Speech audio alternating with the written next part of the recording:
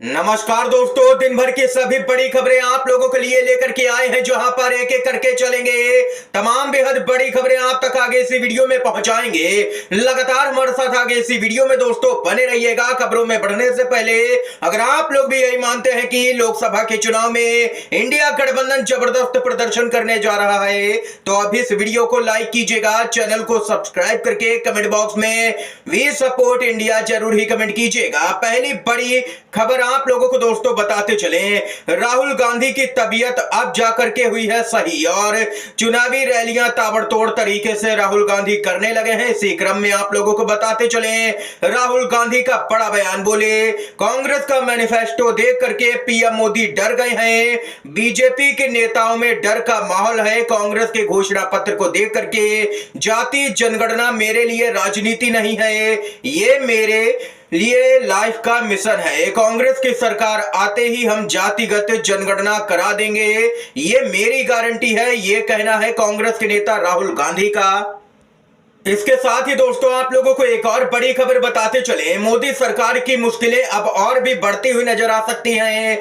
यहां पर बताते चले कि सुप्रीम कोर्ट में एक और याचिका दाखिल कर दी गई है इलेक्टोरल बॉन्ड को लेकर के। जी हां दोस्तों, बताते चले, ब्रेकिंग न्यूज आ रही है कि एडीआर ने चुनावी बॉन्ड मामले में धन के लेन देन की एसआईटी जांच की मांग करते हुए सुप्रीम कोर्ट में याचिका दायर की है, जिसमें कहा गया है कि ईडी आईटी स्कैनर के तहत कई कंपनियों ने चुनावी बॉन्ड के माध्यम से यहां पर धन दान दिया है। इसकी जांच होनी चाहिए, निष्पक्ष तरीके से यह पता लगाया जाना चाहिए कि किसने यहां पर दबाव डाला और बाद में कंपनियों ने चंदा दिया।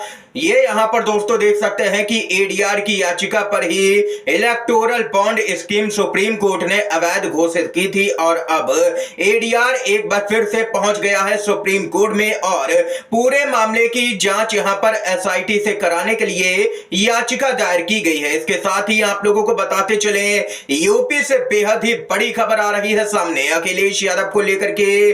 अखिलेश यादव कन्नौज से लड़ेंगे लोकसभा का चुनाव, कल करेंगे नामांकन। सूत्रों से मिली है बेहद ही बड़ी जानकारी।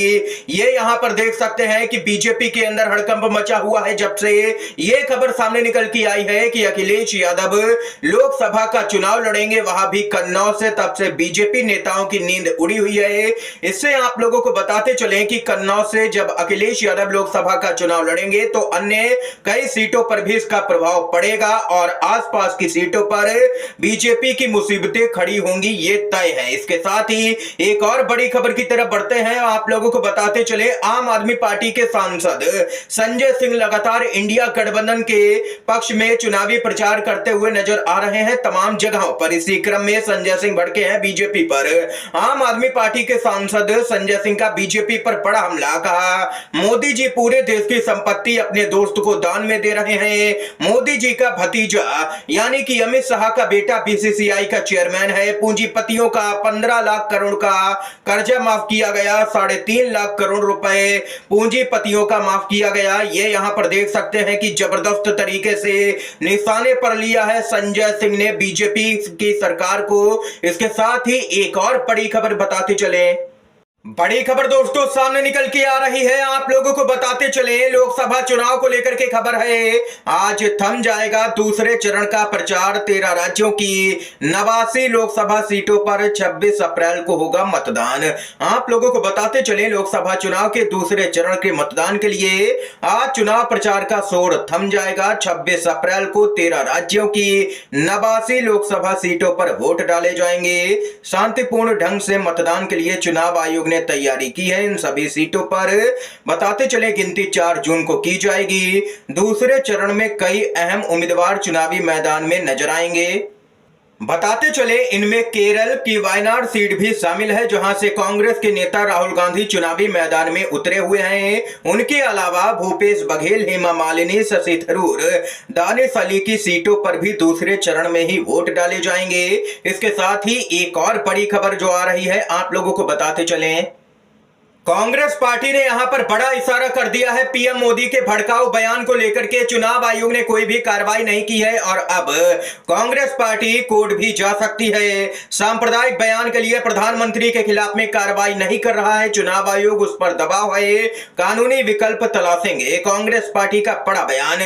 कांग्रेस ने चुनाव आयोग पर प्रधानमंत्री नरेंद्र मोदी के राजस्थान में मुसलमानों का जिक्र कर दिए गए सांप्रदायिक बयान के खिलाफ में दी गई शिकायत पर कार्रवाई नहीं करने का आरोप लगाया है। कांग्रेस के प्रवक्ता सुप्रिया श्रीनेत ने कहा है कि चुनाव आयोग कोई कार्रवाई नहीं कर रहा है, ऐसे में पार्टी कानूनी उपाय तलाश रही है। सुप्रिया श्रीनेत ने आगे कहा है कि निर्वाचन आयोग जैसी संस्थाओं पर लोगों का पूरा विश्वास होना चाहिए और अगर भरोसा हिल गया है तो उन्हें उसे बहाल करने के लिए काम करना चाहिए। पीएम मोदी लगातार नफरती भाषण दे रहे हैं, झूठ फैला रहे हैं, लेकिन फिर भी चुनाव आयोग कोई भी कार्रवाई नहीं कर रहा है। चुनाव आयोग चैन की नींद सो रहा है। शिकायत की जा रही है लेकिन फिर भी चुनाव आयोग कहता है कि हम कुछ नहीं कर सकते हैं। ये कैसा देश का चुनाव आयोग है जो निष्पक्ष चुनाव भी नहीं करवा सकता है। आदर्श आचार संहिता लागू है, उसका उल्लंघन हो रहा है, लेकिन फिर भी चुनाव आयोग खामोश है। आप लोगों की क्या कुछ राय है दोस्तों? खबर को लेकर के कमेंट बॉक्स में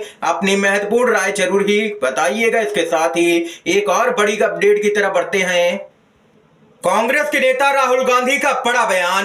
पीएम ने अरबपति मित्रों को 16 लाख करोड़ का कर्जा माफ किया है, इतने में करोड़ों देशवासियों का हो जाता भला। राहुल गांधी का बड़ा बयान। जी हां दोस्तों, कांग्रेस के नेता राहुल गांधी ने पीएम मोदी पर जोरदार हमला किया है। उन्होंने कहा है कि पीएम मोदी ने अपने कुछ खास अरबपति मित्रों का 16 लाख करोड़ रुपए का कर्जा माफ किया है।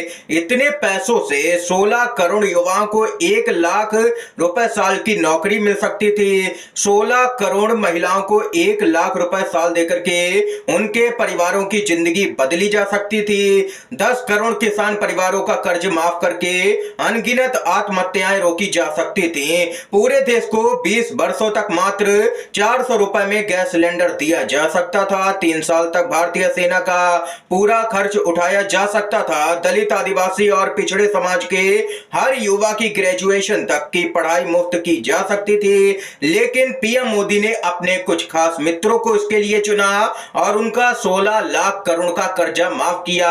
ये यहां पर भड़के हैं राहुल गांधी पीएम मोदी की सरकार पर। आप लोग राहुल गांधी की बातों से सहमत हैं तो वीडियो को लाइक करके अपना समर्थन जरूर ही दर्ज करवाइएगा। इसके साथ ही कमेंट बॉक्स में जरूर ही बताइएगा कि आप लोग इंडिया गठबंधन का समर्थन कर रहे हैं या फिर बीजेपी का। आपकी जो भी राय हो कमेंट बॉक्स में बता सकते हैं। इसके साथ ही एक और अपडेट की तरफ बढ़ते हैं। रामदेव ने एक बार फिर से मांगी है माफी। जी हां दोस्तों, आप लोगों को बताते चले गलती फिर से नहीं होगी। सुप्रीम कोर्ट की फटकार के बाद रामदेव और बालकृष्ण ने एक बार फिर से माफी मांगी है। सुप्रीम कोर्ट के आगे रामदेव को आखिरकार झुकना ही पड़ा है। सुप्रीम कोर्ट ने रामदेव का घमंड पूरी तरह से चकनाचूर कर दिया है। सुप्रीम कोर्ट की फटकार के बाद में भ्रामक विज्ञापन मामले में व्यापारी रामदेव और पतंजलि के एमडी बालकृष्ण ने एक बार फिर से माफी मांगी है। पतंजलि की ओर से न्यूज़पेपर में बिना शर्त के माफी प्रकाशित करवाई गई है। न्यूज़पेपर में प्रकाशित माफी मांगते हुए कहा गया है कि सुप्रीम कोर्ट में मामला चल रहा है, इसको देखते हुए बिना शर्त के माफी मांगी जाती है। ये यहाँ पर देख सकते हैं एक बार फिर से रामदेव और उनके जो मित्र हैं या कह लीजिए यहाँ पर पतंजलि के एमडी बालकृष्ण, उन्होंने माफी मांगी है सुप्रीम कोर्ट की सख्ती के बाद में। ये यहाँ पर दोस्तों इस समय की आज की तमाम बेहद बड़ी खबरें, मुख्य समाचार सामने निकल के आए जो हमने आप लोगों तक पहुंचाए हैं। अगर आप लोगों को ये वीडियो दोस्तों पसंद आया हो तो अब इस वीडियो को लाइक जरूर ही कीजिएगा और चैनल पर अगर नए हैं तो चैनल को सब्सक्राइब भी कीजिएगा और अपने दोस्तों में इस वीडियो को ज्यादा से ज्यादा शेयर कीजिएगा। आप सभी का बहुत बहुत धन्यवाद। जय हिंद, जय भारत।